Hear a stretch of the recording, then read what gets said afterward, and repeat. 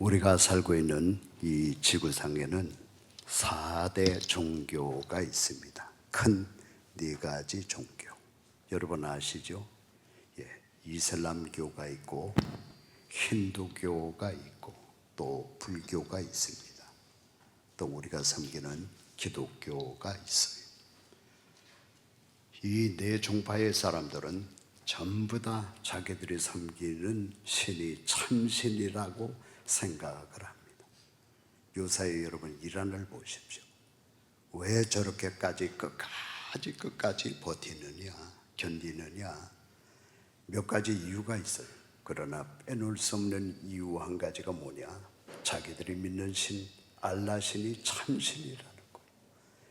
이렇게 전쟁하다가 죽으면 우리는 순교라는 거예요. 순교하면 천국 가게 되고 거기는 알라 신이 우리를 기다리고 있고, 우리들은 코란에 보면 후르라고 나와 있어요. 후르가 뭐냐, 몇 사람이 그 학자들의 얘기를 들어보면 어여쁜 여자들 몇 명이 기다리고 있다는 거예요. 그러니까 죽음이 두렵지 않은 겁니다. 왜? 죽으면 천국 들어가고 어여쁜 여자들이 기다리고 있는데 뭘 두려워요? 그러니까 끝까지 가는 거예요. 힌두교, 자기들이 믿는 신이 참신이라고 생각해요. 불교 마찬가지입니다. 그러면 누가 참신을 섬기는 사람들이냐? 저는 섬기는 사람들을 봅니다. 그 사람들이 어떤 사람들이냐? 섬기는 그 나라를 봐요. 어떤 나라냐? 참신을 섬기는 사람이라면, 참신을 섬기는 나라라면 틀려야 돼요. 왜? 참신을 섬기는데 어떻게 틀리지 않을 수 있습니까? 말하는 게 틀리고 생각하는 게 틀리고 행동하는 게 틀리고요. 적어도 깨끗해야 되고요. 정직해야 되고요. 잘 살아야죠. 그렇잖아요. 참신을 섬기는데 참신이 가만히 있겠습니까? 그러니까 섬기는 사람들 나라를 보면 아는 거예요. 제가 1985년 성지순례를 가서요. 저희 교회가 81년도에 시작이 됐잖아요. 한 3년 설교하다가 보니까 이거 성지를 모르면 안 되겠구나. 뭘 성경에 나오는 그 이름들, 그 지명을 알고 뭘 설교를 해야지요. 그래서 여러분 개척한 지 4년 만에 뭐 자리를 제대로 잡지 못했을 때입니다. 어려울 때요. 무리를 해갖고 성지순례를 떠났어요. 여러분 성지순례를 가게 되면 앞으로 여러분 기회가 있을지 모르겠습니다만 반드시 성지와 함께 다녀야 될 곳이 있어요. 어디냐? 첫 번째로 성지 바로 밑에 있는 애굽이라고 하는 곳입니다. 오늘날로 말하면 이집트죠. 거긴 가봐야 돼요. 왜? 구약의 심지어는 신약의 많은 내용들이 그 애굽하고 연결이 되어 있어요. 그래서 따로 가기는 너무나 힘들고 간 김에 애굽은 반드시 보고 와야 되고 애굽으로 끝나면 안 돼요. 그 성지 바로 오른편 쪽에 요르단이라고 하는 나라가 있어요. 많은 사람들이 애굽은 잘 아는데 요르단은 잘 몰라. 이 요르단 구약 성경의 신약 성서에 많은 내용이 연관이 되어 있습니다. 뭐 하나 예를 들면은 여러분 요단강이라고 그러죠. 요단강 건너가 만나리. 그 요단강 원래 성경에 나오는 이름은 조르단 비보입니다. 요르단강이요. 그게 나중에 요단으로 바뀌었습니다만 조르단 리보야. 요르단강. 그러니까 여러분 요르단을 몰라서는 안 돼요. 그래서 애굽을 갖고 요르단을 갔어요. 두 나라의 공통점이 있습니다. 뭘 것 같아요? 두 나라는 전부 다 독실한 이슬람 국교입니다. 이슬람을 철저히 신봉하는 나라예요. 가봤더니 전국을 다녀보니까 그렇게 지저분할 수가 없어. 여기를 가도 지저분하고 저기를 가도 지저분하고 이 사람들을 만나도 정직하지 못하고 어떻게 해서든지 사기치려고 그러고요. 그리고 왜 어디를 가나 그렇게 못 삽니까? 전부 다 못 살아. 소수 빼놓고는. 참신을 섬기는 나라라면, 사람들이라면 그러면 안 되지. 몇 년 후에 제가 우연하게 네덜란드를 가게 됐어요. 네덜란드 바로 옆에 있는 독일을 또 가보았습니다. 그 밑에 있는 벨기에를 가봤어요. 거기는 거의 다가 개신교 프로테스탄 국가입니다. 그 옆 위에로 가면 덴마크라든가 핀란드, 노르웨이, 뭐 전부 다 개신교 프로테스탄 국가. 가보니까 하나같이 잘 살아. 어딜 가나 깨끗하고 정직하고. 제가 비교가 돼요. 그렇다면 이 구교와 신교의 차이가 뭐냐? 뭐가 이렇게 구교와 신교를 이렇게 차이나게 만들었을까? 여러분 구교 나라 가보셨죠? 우리가 요 얼마 전까지 선거했던 도미니카 공화국 철저한 구교 국가입니다. 옆에 붙어있는 하이티, 그렇게 못 사는 하이티 구교 국가예요. 그 위에 있는 큐바, 지금 트럼프가 벼르고 있는 큐바, 철저하게 구교 국가입니다. 밑으로 내려가면서 뭐 파나바라든가 과타말라라든가 또 옆에 있는 멕시코 밑으로 내려가면서 베네수엘라, 뭐 콜롬비아, 뭐 할 것 없이 전부 다 구교 국가. 가보세요. 어떤가? 가는 곳마다 지저분하고요, 정직하지 못하고요, 못 살고요. 자, 그렇다면 신교와 구교의 차이가 무엇으로부터 벌어졌느냐? 여러분 이걸 알고 여러분 신앙생활을 해야 돼요. 뭐로부터 벌어졌습니까? 하나님 말씀이요. 1517년 독일에 신학자 하나, 마르틴 루터라고 하는 신학자가 나와서 위대한 선언을 합니다. 이 귀한 하나님의 말씀은 우리가 가지고 있어야 된다는 거예요, 옆에. 그러면서 수시로 보고 싶을 때 이 말씀을 봐야 된다는 거예요. 연구해야 된다는 거예요. 묵상해야 된다는 거예요. 옛날에는 그랬다는 겁니다. 사실 구약 때 보십시오. 뭐 다윗도 하나님의 말씀을 읽었거든요. 묵상했거든요. 시편에도 많이 나와 있잖아요. 하나님을 말씀을 묵상할 때.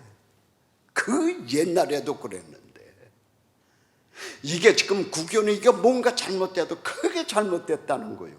여러분 마르틴 루터가 그 선언을 할 때까지 구교는 성경이라고는 라틴어 성경 하나밖에 없었습니다. 라틴어가 뭡니까? 옛날 로마 제국에서 사용하던 언어가 라틴어예요. 어렵습니다. 그러니까 성직자들, 그 중에서도 소수의 성직자들만이 라틴어 성경을 읽을 수 있었고 가질 수 있었어요. 평신도들이 라틴어 성경을 갖는다? 그건 그 당시에 불가능한 일입니다. 성경책도 안 갖고 있는데 어떻게 성경책을 읽습니까? 연구를 합니까? 묵상을 합니까? 불가능한 거거든요. 그러니까 마르틴 루터가 그걸 지적한 거예요. 이 구교는 잘못됐다는 겁니다. 지금이라도 빨리 하나님의 말씀을 옆에 가지고 읽고 연구하면서 묵상해야 된다는 거예요. 구교가 담벼듭니다. 죽여야 된다는 거예요. 저놈은 역사에 다 나와 있는 내용입니다. 뜻 있는 사람들이 마르틴 루터를 숨겨줍니다.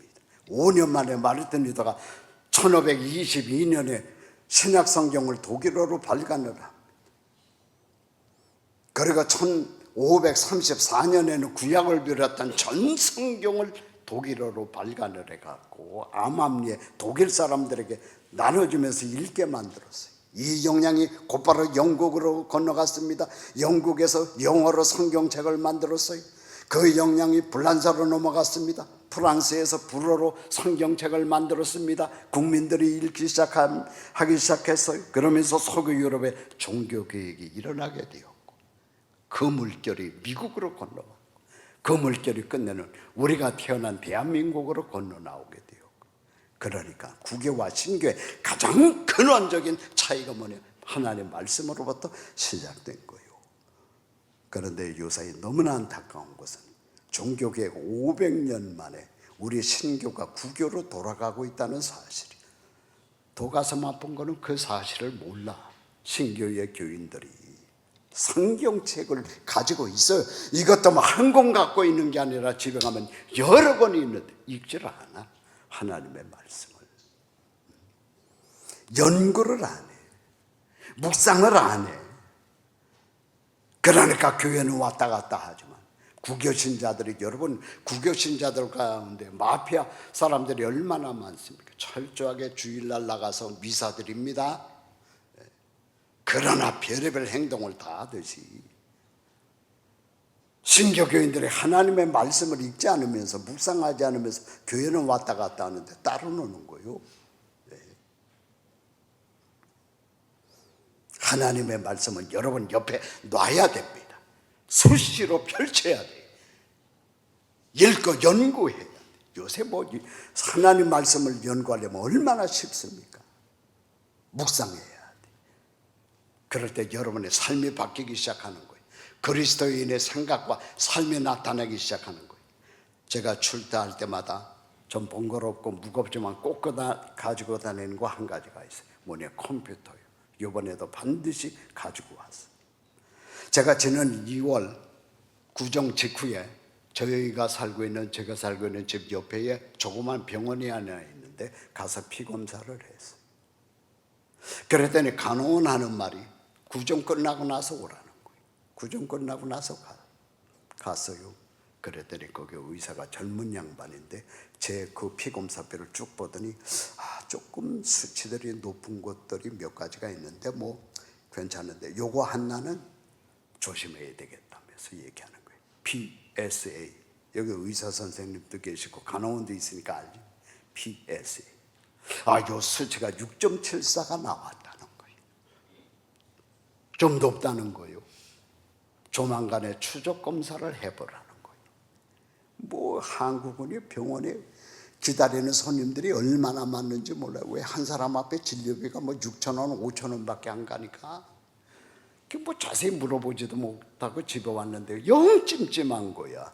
뭐 PSA 검사가 뭔지, 수치 6.74가 뭐 어느 정도인지, 추적 검사가 뭔지 컴퓨터를 열어갖고, 뭐 요새는 이거 두들기지도 않아요. AI 켜갖고 물어보면 그냥 팍팍팍팍팍 나와. 이야, 세상에. PSA 검사라는 거는 전립선, 암이나 염증이 있는가를 조사하는 검사라는 거예요. 6.74 낮은 수치가 아니라는 겁니다. 그러나 내 나이가 있으니까 나이에 비교해서는 그렇게 걱정할 단계는 아니지만 낮은 수치가 아니기 때문에 2개월 내지 3개월 후에 정밀검사가 추적검사야. 받아보라는 거예요. 야, 놀라운 거예요. 컴퓨터가 엄청난 발전을 한 거예요. 제가 10월 말에 히말라야 산맥을 가요. 여러분 히말라야라고 아시죠? 거기 가면 8,000m 넘는 험준한 산이 14개가 있어요. 그거를 14자다 그래요. 그럼 내가 히말라야를 도대체 왜 가느냐? 배경을 알아야 돼요, 여러분. 제가 고등학교 졸업하고 얼마 안 있다가 저희 아버님이 이른 나이에 중풍이 드셨어요.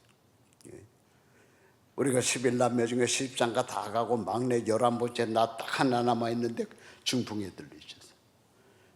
아버님이 뭐 화장실 갈 때 남자니까 뭐 내가 이렇게 부축하고 많이 다녔어요.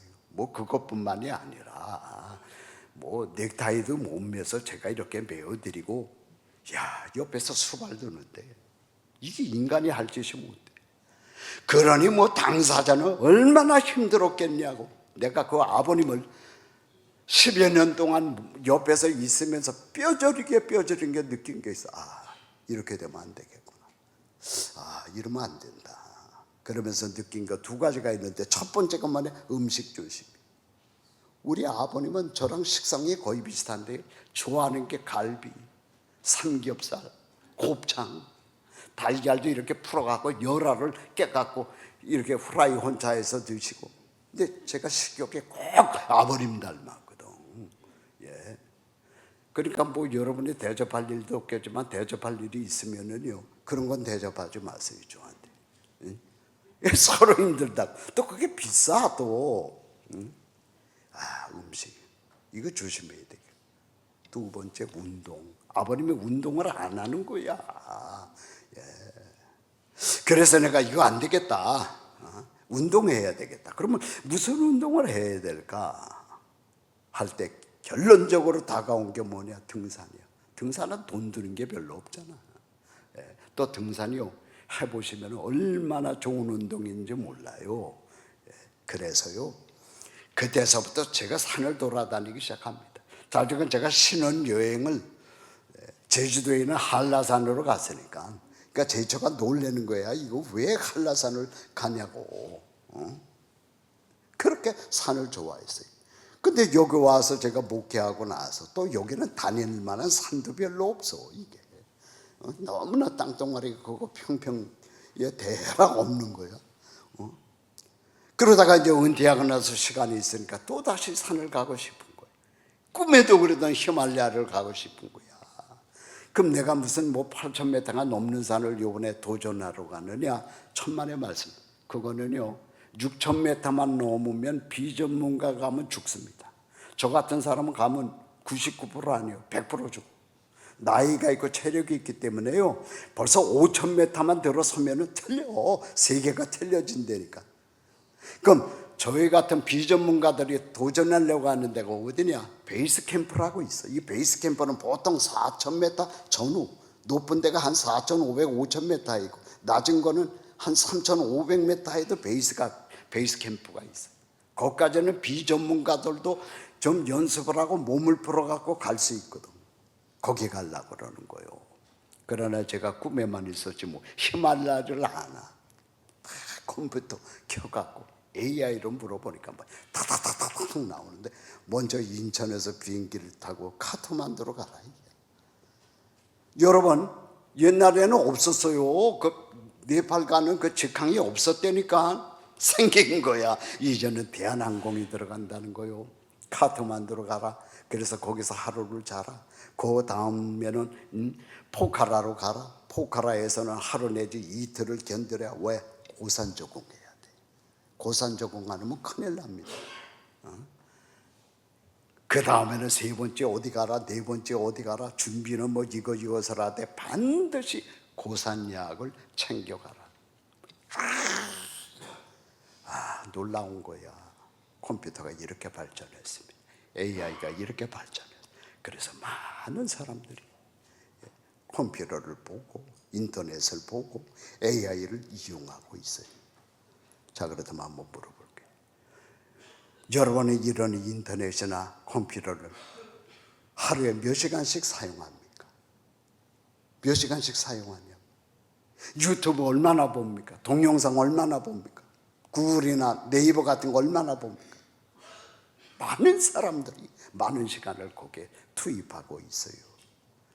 많은 교인들이 인터넷에 매달리고 있고 동영상을 본다니까. 근데 하나님의 말씀은 옆에 놔두고도 안 봐. 이거는 연구를 안 해. 요새는 인터넷이 발달이 돼갖고요, 인터넷을 통해서 말씀을 연구하려면 놀라운 것들을 여러분들이 연구할 수 있고 공부할 수 있다니까. 그런 가운데 묵상을 해봐요. 다른 세계가 다가오지요. 자, 우리가 하나님의 말씀을 가까이 하지 않을 때 나타나는 두 가지 현상이 있습니다. 오늘 동영상 관람이 있기 때문에 말씀을 빨리 자를게요. 첫 번째가 뭐냐? 마음의 기쁨이 사라져. 여러분, 아무리 인터넷을 많이 보고 동영상을 많이 봐도 마음의 기쁨과 평화와 만족함은 하나님의 말씀을 통해서 오지 인터넷을 통해서 안 와. 컴퓨터를 통해서는 안 와. 컴퓨터는 여러분에게 지식과 정보는 줄지 모르지만 마음의 평화는 가져다 주지 않는다니까. 오늘날 수많은 젊은들이 여러분들이 몰라서 그렇지 우울증에 빠지고 근심과 불안 가운데 빠지는 첫 번째 이유가 뭐냐? 너무나 컴퓨터를 많이 접하기 때문에, 인터넷을 너무나 많이 접하기 때문에. 두 번째로, 컴퓨터를 가까이 하면서 하나님의 말씀을 여러분이 멀리하면 판단력이 흐려져요. 판단력이. 제가 한국 가서 알게 된 몇 분의 목사님 가운데 한 분이 안모라고 하는 목사님이 있는데 그 아들이 이 컴퓨터의 귀재예요. 인터넷. 그래갖고 컴퓨터 연구하고 AI 연구하고 뭐 그래갖고 주식 투자를 했는데 세상에 이번에 6월 28일에 전쟁이 일어났네. 이러면서 투자한 그게 떨어지기 전 3억을 손해봤대. 거의 재산 모은 거 다 나간 거예요. 전쟁이 일어날 줄 알아. 인터넷은 똑똑한 것 같지만 정확하지가 못해. 내용이 왔다 갔다 안 되니까 요새 이 이란 이 전쟁 때문에 마음이 답답해 갖고 내가 AI에 물어봤어요. 앞으로 어떻게 되겠느냐. 대답이 나왔는데, 이 AI가 두 가지가 있잖아. 이 두 가지가 다 틀려. 대답이 엉뚱한 대답이 나오고 내가 한심해 갖고 하나님의 말씀을 다시 펼쳤어요. 뭐 말씀 보면 수천 년 전에 지어진 말씀인데 정확한 거예요. 창세기 16장 12절 말씀 보면 아랍 중동의 역사가 어떻게 될 건지, 앞으로 저 전쟁들이 어떻게 될 건지 아주 벌써 수천 년에 쓰여진 이 말씀에 벌써 다 기록되어 있다니까. 거기 보면 그가 그랬죠. 그가 누구요? 이스마엘이 오늘날 아랍 민족의 조상이요.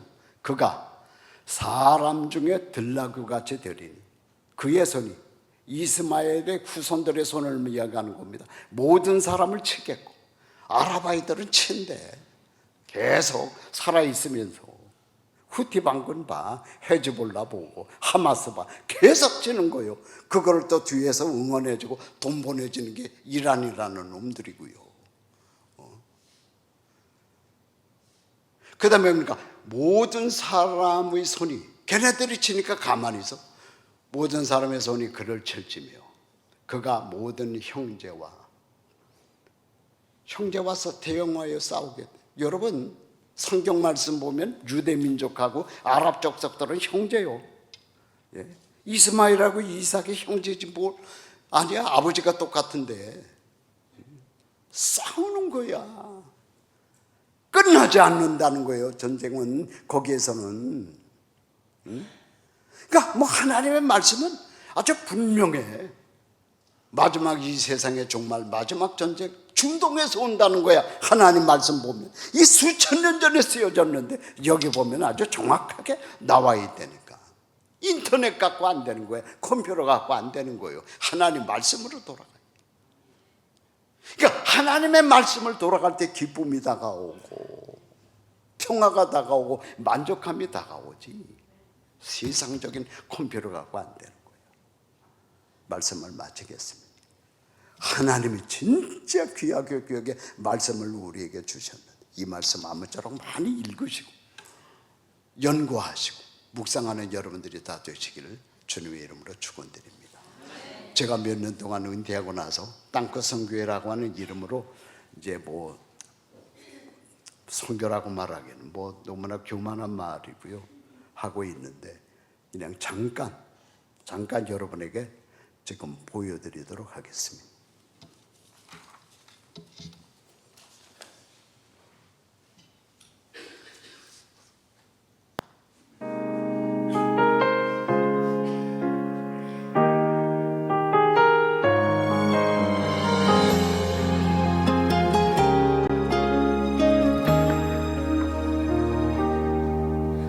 천번을 불러봐도 내 눈에 눈물이 멈추지 않는 것은 십자가의 그 사랑.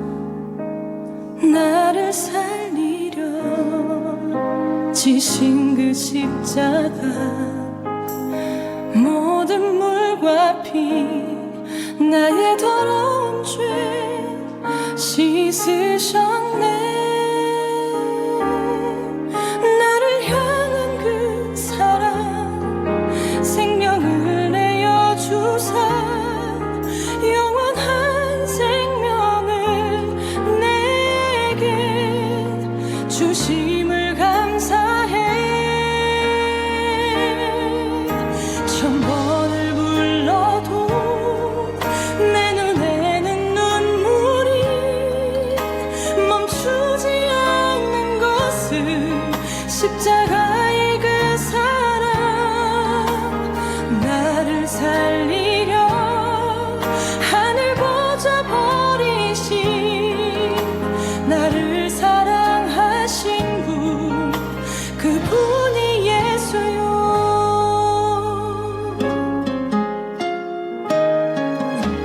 천번을 불러봐도 내 눈에 눈물이 멈추지 않는 것은 십자가의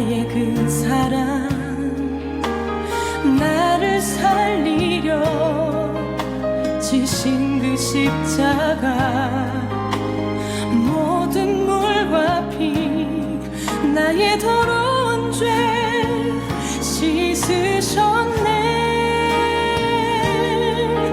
나를 향한 그 사랑 생명을 내어주사 영원한 생명을 내게 주심을 감사해.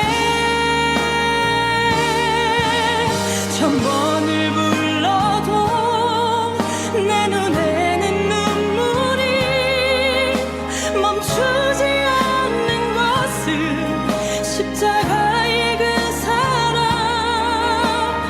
나를 살리려 하늘 보좌 버리신 나를 사랑하신 분 그분이 예수요. 천번을 불러도 내 눈에는 눈물이 멈추지 않는 것은 십자가의 그 사랑. 나를 살리려 하늘 보좌 버리신 나를 사랑하신 분 그분이 예수요. 나를 사랑하신 분 그분이 예수요.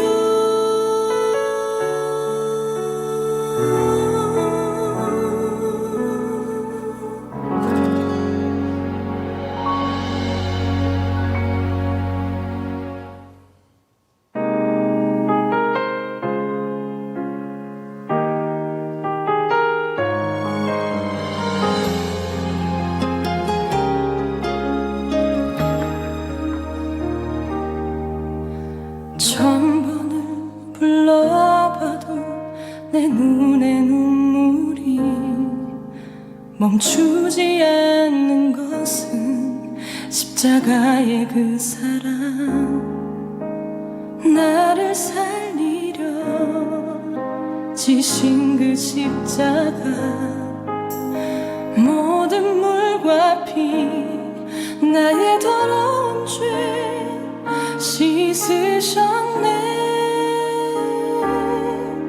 나를 향한 그 사랑 생명을 내어주사 영원한 생명을 내게 주심을 감사해. 천번을 불러도 내 눈에는 눈물이 멈추지 않는 것은 십자가의 그 사랑. 나를 살리려 하늘 보좌 버리신 나를 사랑하신 분 그분이 예수요.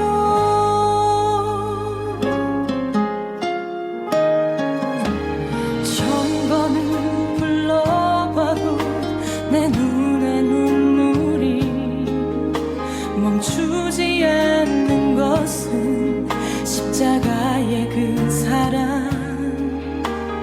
나를 살리려 지신 그 십자가 모든 물과 피 나의 더러운 죄 씻으셨네.